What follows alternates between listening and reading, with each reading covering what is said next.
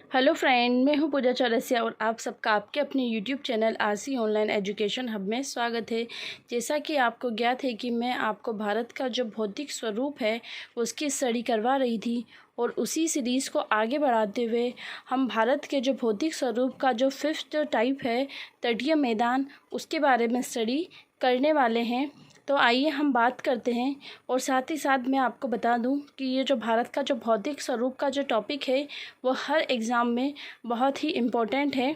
और आप जो है अगर मेरी वीडियो को देख रहे हैं तो प्लीज़ पहले मेरे इस चैनल को सब्सक्राइब कर दीजिए ताकि जो मेरी नेक्स्ट वीडियो है उसका नोटिफिकेशन आपको मिलता रहे। और साथ ही साथ मेरी इस चैनल को या मेरी इस वीडियो को लाइक शेयर अवश्य कीजिए और साथ ही साथ कमेंट भी कीजिए कि आपको मेरा वीडियो कैसा लगा। तो सबसे पहले हम बात कर लेते हैं तटीय मैदानों की। किसकी बात करते हैं बच्चों? तटीय मैदानों की। तो पहले हम बात करते हैं तटीय मैदानों में। जैसे हम बात करें, इससे पहले हम पढ़ चुके हैं जो हिमालय प्रदेश के बारे में है ना, जो गंगा या ब्रह्मपुत्र के मैदान के बारे में, भारतीय मरुस्थल के बारे में है ना, और प्रायद्वीपीय पठार के बारे में। और आज जो है हम पढ़ेंगे तटीय मैदान के बारे में है ना। ये मैं पहले आपको मैप में शो कर दूँ कि ये वाला जो पोर्शन है हमारा, जो ये जो तट होते हैं, ये वाला जो पश्चिमी है ना, ये पश्चिमी वाला जो तट है और इसे हम क्या कहेंगे? पूर्वी तट है। तो इनकी आज जो हम डिटेल से स्टडी करेंगे। तो सबसे पहले हम बात कर लेते हैं, दक्षिण के पठार के दोनों तरफ मैदान स्थित है ना।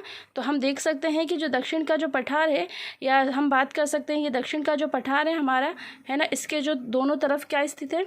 दोनों तरफ जो है, इसके दोनों तरफ जो है मैदान स्थित है।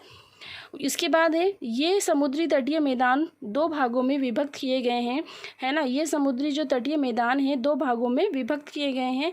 ऐसे मैदान नदियों द्वारा या समुद्र की क्रियाओं से बने होते हैं। मतलब अगर हम बात करें कि ये मैदान का निर्माण कैसे हुआ है, ये दो मैदान आए कहाँ से, तो हम बात करेंगे कि ये जो दोनों ये मैदान है ये जो किसके द्वारा निर्मित है? नदियों व समुद्र की क्रियाओं के द्वारा निर्मित है। ठीक है बच्चों।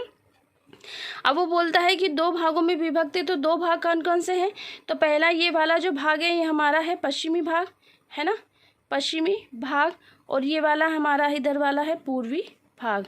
ठीक है, ये हमारे दो भाग है, फर्स्ट भाग और ये सेकंड भाग। तो पहले हम बात कर लेते हैं पश्चिमी तटीय मैदान की। ये दोनों जो हमारे तट हो गए, तो पहले बात कर लेते हैं पश्चिमी तटीय मैदान की। इसकी विस्तार की बात करें तो खंबात की खाड़ी से कुमारी अंतरीप तक फैला हुआ है।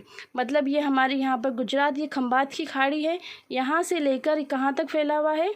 कुमारी अंतरीप, यानी कि दक्षिण तक जो है केरल और जो कर्नाटक का जो पॉइंट है वो यहाँ तक ये फैला हुआ है।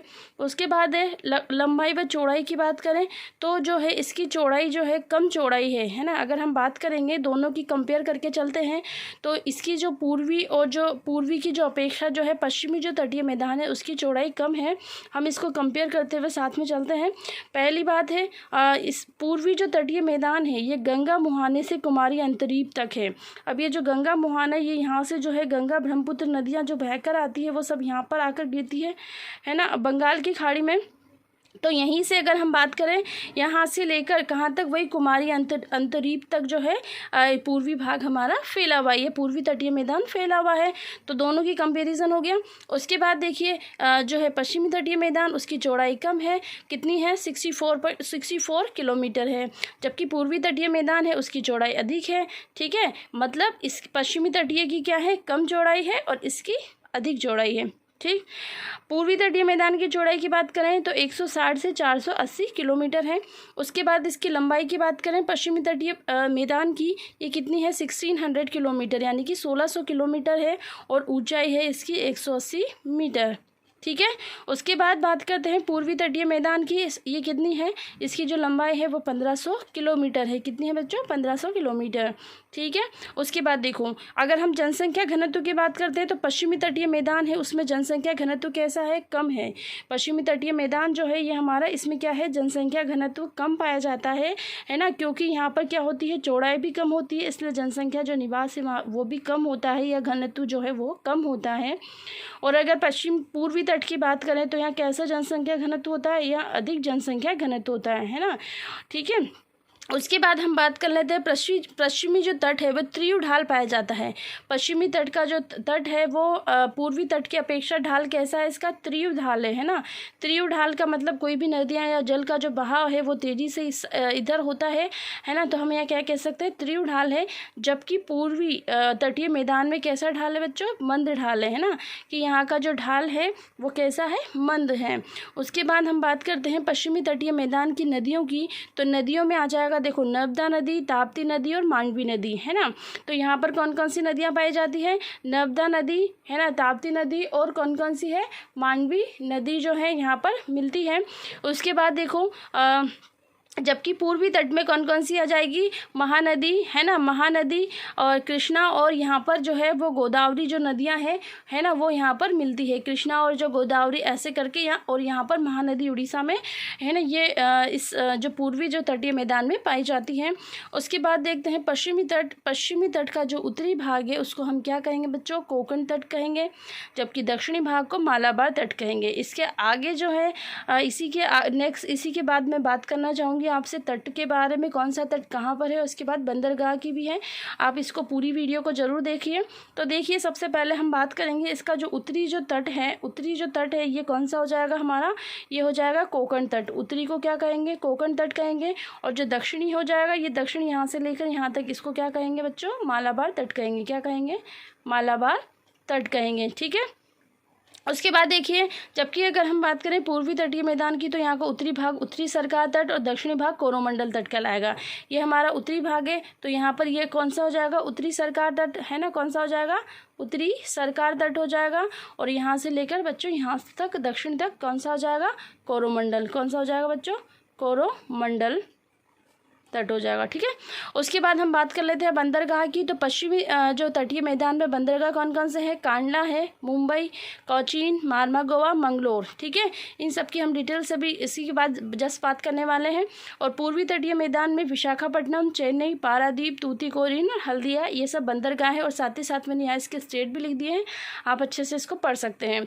उसके बाद देखो, अगर पश्चिमी तटीय मैदान की बात करें तो यहाँ की जो उत्तम जलवायु यहाँ पर पाई जाती है, उपजाऊ मिट्टी है यहाँ पर। और यहाँ पर क्या कौन सी फसलें बोई जाती है बच्चों, व्यापारिक फसलें बोई जाती है ना, जिससे हम क्या कर सकते हैं, व्यापार कर सकते हैं। मतलब ऐसी फसल जिसके बदले में हमें क्या मिलता हो, पैसा मिलता हो, है ना, उसी हम व्यापारिक फसल के नाम से जानते हैं।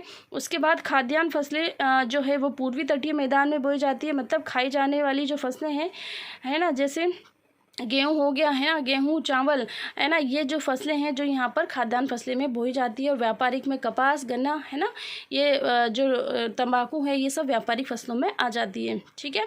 इसी के बाद मैं आपको एक इम्पोर्टेंट फैक्ट बता देती हूँ कि दक्षिणी भारत में पाए जाने वाली समुद्री या लेगून झीलों को कयाल कहा जाता है। कहाँ पर, दक्षिणी भारत में जो पाई जाती हैं जो झीलें हैं, समुद्री या लेगून झीलों को क्या कहा जाता है बच्चों, कयाल के नाम से जाना जाता है। अगर पूछ ले कयाल है क्या, कयाल क्या है, दक्षिणी भारत में पाई जाने वाली समुद्री व लेगून झील जो है वो कयाल है, ठीक है। और उसी के साथ साथ हम बात करें, पूर्वी तटीय मैदान में एक झील है जिसे जो कौन कौन सी है, चिल्का झील, पुलेकर झील और कोलेरू झील। कौन कौन सी है, चिल्का, पुलेकिट और कोलेरू झील है। तो ये हमारी बात हुई थी तटीय मैदानों के बारे में। आई होप आपको ये अच्छे से समझ में आया होगा। और इसके बाद हम बात करते हैं इसके बंदरगाह के बारे में, और जो है ना बंदरगाह और इसके जो तटों का जो विभाजन है ना, उसके बारे में हम इसको देख लेते हैं। तो सबसे पहले मैं आपको बताऊंगी कि जो नदी घाटी के आधार पर हमने तटों का विभाजन किया गया है, कौन कौन से तट कहाँ पर है। जैसे अभी मैंने आपको उसमें बताया भी था कि पश्चिम में कौन सा तट है, पूर्वी जो तट पर है वो कौन सा तट स्थित है। तो सबसे पहले हम तट के बारे में देखते हैं। यहाँ पर आप देखेंगे कि ये कच्छ की खाड़ी, यानी कि ये कच्छ की खाड़ी है। और यहाँ पर कौन सा राज्य आता है, गुजरात आता है ना। गुजरात से जस्ट ऊपर राजस्थान आता है। तो हमारा जो सबसे अधिक जो सीमा है वो गुजरात की लगती है, जलीय सीमा। तो पहले हम बात कर लेंगे जो कच्छ की जो खाड़ी है ना, वो कहाँ पर, वही गुजरात वाले जो एरिया में। और यहाँ से हम देखेंगे काठियावाड़ का जो तट पड़ता है गुजरात प्रदेश में। उसके बाद जस्ट बाद आ जाएगा हमारा महाराष्ट्र, है ना। उसके बाद कौन सा स्टेट आ जाता है बच्चों, महाराष्ट्र आता है। और महाराष्ट्र से लेकर आप देखेंगे गोवा तक, महाराष्ट्र से लेकर आप देखेंगे गोवा तक कौन सा तट है बच्चों, कोंकण तट। मैंने बोला था कि उत्तरी जो पश्चिमी जो घाट है उसका जो उत्तरी उत्तरी तट है वो कोंकण तट कहलाता है।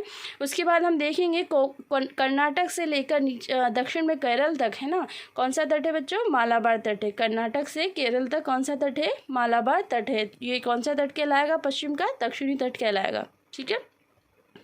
उसके बाद बात कर लेते हैं कि पूर्वी घाट का जो तट है उसमें हम देखेंगे पहले कि उत्तर से देखते हैं कि अगर उड़ीसा वाला जो एरिया है ना, ये हमारा बांग्लादेश और ये तो जो वो दूसरा जो वो आ जाएगा स्टेट, ठीक है, ये पश्चिम बंगाल और बांग्लादेश वाले वो आ जाता है, बांग्लादेश अलग देश आ जाता है। तो ये हमारा जो एरिया है पश्चिम बंगाल से नीचे वाला ये उड़ीसा है, इसका जो ऊपरी जो तट है मैंने आपको बताया है, इसको क्या कहेंगे? उत्तरी सरकार तट कहेंगे। यानी कि पूर्व का उत्तरी जो तट है वो उत्तरी सरकार तट कहलाएगा। मध्य जो है आंध्र का जो तट कहलाएगा। उसके बाद जो दक्षिण का है वो आंध्र प्रदेश से तमिलनाडु तक है वो कोरोमंडल तट कहलाएगा। तो ये हुई हमारे तटों की बात है ना। गुजरात में हमारा काठियावाड़ तट है जो दमन या सूरत तक स्थित है। उसके बाद महाराष्ट्र से गोवा तक कोंकण तट है। उसके बाद कर्नाटक से केरल तक मालाबार तट है ना। उसके बाद हम देखेंगे यहाँ से तमिलनाडु से आंध्र प्रदेश तक कोरोमंडल तट है। आंध्र प्रदेश में आंध्र का तट है और बच्चों उड़ीसा में उत्तरी सरकार तट है। पूछ लिया जाता है जनरली कि ये जो मालाबार जो तट है वो कहाँ पर स्थित है, कौन से तट पर स्थित है ना, पश्चिमी तट पर है या पूर्वी तट पर है या कोरोमंडल तट कहाँ पर स्थित है। मोस्टली जो है हमें कन्फ्यूज़न जो होता है कोंकणी या मालाबार तट में होता है ना, या अधिकांश जो ये कोरोमंडल तट है ना, ये 3 प्रकार के जो तट हैं ये हमें कन्फ्यूज़ कर देते हैं। लेकिन हमें अच्छे से ध्यान रखना है इसको, है ना। जो है पश्चिमी पे कोंकण है और पश्चिम के जो दक्षिण में है उसमें मालाबार तट है। और अगर बात करें पूर्व का है ना, पूर्व के दक्षिण में कोरोमंडल तट है। ठीक है, इसको अच्छे से पढ़ लेना है फिर से। उसके बाद हम बात करते हैं प्रमुख बंदरगाह की बात करेंगे। तो प्रमुख बंदरगाह जैसे कि मैंने आपसे बात की थी कि जो हमारे जो स्टेट है यानी कि जो हमारे जो नदी जो क्षेत्र से लगे हुए हैं, जलीय जो सीमा से लगे हुए जो क्षेत्र है वहाँ पर क्या पाए जाते हैं? बंदरगाह पाए जाते हैं। बंदरगाह का काम क्या होता है कि सामान को लाने ले जाने का जो कार्य होता है, तो उसको लाने ले जाने के लिए जो शिपिंग यार्ड जो बनाया जाता है, मतलब शिपिंग यार्ड मतलब वही बंदरगाह ही कहलाता है जहाँ पर जहाज़ों का ठहराव होता है और सामानों को उतारा जाता है, वो चढ़ाया जाता है। तो यही जो क्षेत्र है, यही स्थान क्या कहलाएंगे? बंदरगाह कहलाते हैं। ठीक है। सबसे पहले हम हमारे स्टेट की बात कर लेते हैं, गुजरात की, है ना, जो कौन से एरिया में पश्चिम में है। तो गुजरात में कौन कौन से बंदरगाह हैं बच्चों? कांडला बंदरगाह और दाहोर बंदरगाह। कौन कौन से हैं? कांडला और दाहोर बंदरगाह है। और मैं आपको बता दूं कि जो ये कांडला बंदरगाह है ये मुक्त व्यापार का बंदरगाह है। यहाँ पर जो है किसी भी प्रकार का जो है वो क्या नहीं लगता, टैक्स वगैरह नहीं लगता है। उसके बाद दाहोर बंदरगाह है, ये रसायन से संबंधित बंदरगाह है। आप चाहो तो मेरे बोलने के साथ साथ इसे नोट भी करते जाइए। उसके बाद देखो नेक्स्ट जो है महाराष्ट्र जो है, महाराष्ट्र में कौन कौन सा है? महाराष्ट्र में मुंबई बंदरगाह है और एक नावा शेवा बंदरगाह है। महाराष्ट्र में कौन कौन सा है? मुंबई और नावा शेवा बंदरगाह है। उसके बाद है ये मुंबई जो बंदरगाह है ये प्राकृतिक जो दृष्टि से बहुत क्या है? व्यस्त है ना, बिजी हम बोल सकते हैं इसको बंदरगाह है। और नावा शोवा का तो ये बस ये नावा शोवा जो इसकी हेल्प के लिए, मुंबई बंदरगाह की मदद के लिए नावा शोवा बंदरगाह की स्थापना की गई। उसके बाद है गोवा वाला है। गोवा में कौन सा है? मार्मा गोवा। गोवा में कौन सा है बच्चों? मार्मा गोवा। ये जो गोवा वाला जो पोर्ट है, गोवा वाला जो बंदरगाह है वो जो है पर्यटन की दृष्टि से महत्वपूर्ण है। किसकी दृष्टि से बच्चों? पर्यटन की दृष्टि से महत्वपूर्ण है। उसके बाद है कर्नाटक। कर्नाटक में कौन सा है? न्यू मंगलोर, है ना, न्यू मंगलोर। अब ये जो न्यू मंगलोर जो बंदरगाह है इसमें क्या है? इराक को लोहा अयस्क निर्यात किया जाता है। अब ये कर्नाटक बंदरगाह से न्यू मंगलोर बंदरगाह जो कहाँ पर है? कर्नाटक में है। इस बंदरगाह से इराक में क्या किया जाता है? भारत से लोहा, मतलब लोहा का क्या किया जाता है? निर्यात किया जाता है। उसके बाद देखिए आप लोग केरल है। केरल में कौन कौन से है? कालीकट और कोचीन। कालीकट और कोचीन, है ना। कालीकट जो और कोचीन है। उसके बाद कालीकट जो बंदरगाह है आप लोगों को सबको पता होगा कि सबसे पहले जो है वास्को डी गामा इसी बंदरगाह पर आया था। उसके बाद हम बात करेंगे तमिलनाडु, है ना, ये हमारा एरिया हो गया पूर्वी वाला, है ना। पूर्वी तट पर हम बात करेंगे तो पूर्वी तट पर कौन सा है? सबसे पहले चेन्नई बंदरगाह है। उसके बाद सेकंड है तूतीकोरिन, है ना। कौन सा है? तूतीकोरिन। तो चेन्नई जो बंदरगाह है वो सबसे प्राचीन बंदरगाह है। चेन्नई कौन सा है? सबसे प्राचीन बंदरगाह है। और कैसा है? सबसे कृत्रिम बंदरगाह। ठीक है, मैं यहाँ नोट कर देती हूँ। कृत्रिम में है और क्या है? सबसे प्राचीन है। ठीक है। उसके बाद है तूतीकोरिन जो है वो दक्षिणतम भूमध्य रेखा का निकटतम है। हम ये बात करें कि दक्षिणतम जो भूमध्य रेखा है उसके निकटतम तूतीकोरिन बंदरगाह है। उसके बाद आंध्र प्रदेश है, आंध्र प्रदेश का विशाखापट्टनम है। आंध्र प्रदेश का कौन सा बंदरगाह है बच्चों? विशाखापट्टनम है। ठीक है। उसके बाद है एन्नोर जो है, एन्नोर जो है इसके लिए कहा गया है कि कंप्यूटरीकृत बंदरगाह है। कौन सा बंदरगाह है? कंप्यूटरीकृत बंदरगाह है। उसके बाद हम बात करेंगे हल्दिया की। हल्दिया में कौन सा है बच्चों? पारादीप है। हल्दिया में कौन सा है? पारादीप है। ये दूसरा गहरा बंदरगाह है ना। कौन सा बंदरगाह है ये? गहरा बंदरगाह है, बहुत गहरा है ये। उसके बाद है पश्चिम बंगाल में कोलकाता और हल्दिया। पश्चिम बंगाल में कौन सा बच्चों? कोलकाता व हल्दिया है। तो ये हमारी बात हुई थी, हमने बात की तटों की और बंदरगाह की। फिर से रिपीट कर लेते हैं बंदरगाह को एक बार। गुजरात में कौन कौन सा है? कांडला और दाहोर है। महाराष्ट्र में मुंबई व नावाशोवा है। गोवा में मालमा गोवा। कर्नाटक में न्यू मंगलोर। केरल में कालीकट और कोचीन है। तमिलनाडु में चेन्नई व तूतीकोरिन है। आंध्र प्रदेश में विशाखापट्टनम व एन्नोर है। और सबसे ज़्यादा जो है विशाखापट्टनम के बारे में पूछा जाता है कि विशाखापट्टनम कहाँ पर है। ठीक है। उसके बाद है उड़ीसा के अंदर पारादीप है और पश्चिम बंगाल में कोलकाता व हल्दिया है। देखो ये जो है इसकी ट्रिक मैंने कुछ नहीं बनाई है, आप जो है इसे 1 से 2 बार अगर रिपीट करेंगे और इसे मैप के आधार पर बनाकर देखेंगे तो ये आपको बिल्कुल जो है अच्छे से याद हो जाएगा और आपके माइंड में सेट हो जाएगा। तो मैंने आज आपको जो है वो किसके बारे में बताया है? सबसे पहले मैंने आपको तटीय मैदान के बारे में डिस्कस किया है और पश्चिमी तट और पूर्वी तट के बारे में मैंने आपको बता दिया है। और साथ ही साथ मैंने तटीय जो प्रदेश है और बंदरगाह है उनके बारे में भी आपको स्टडी करवाई है ना। सो प्लीज़ अगर आपको मेरी जो ये वीडियो है अगर पसंद आई है तो प्लीज़ इसे लाइक शेयर व मेरे चैनल को सब्सक्राइब ज़रूर कीजिए ताकि आने वाली जो वीडियो है इसका नोटिफिकेशन आपको मिलता रहे। और हाँ, साथ ही साथ कमेंट भी कीजिए ताकि मुझे पता चले कि आपको मेरी वीडियो पसंद आई है या नहीं। So thanks for watching this video.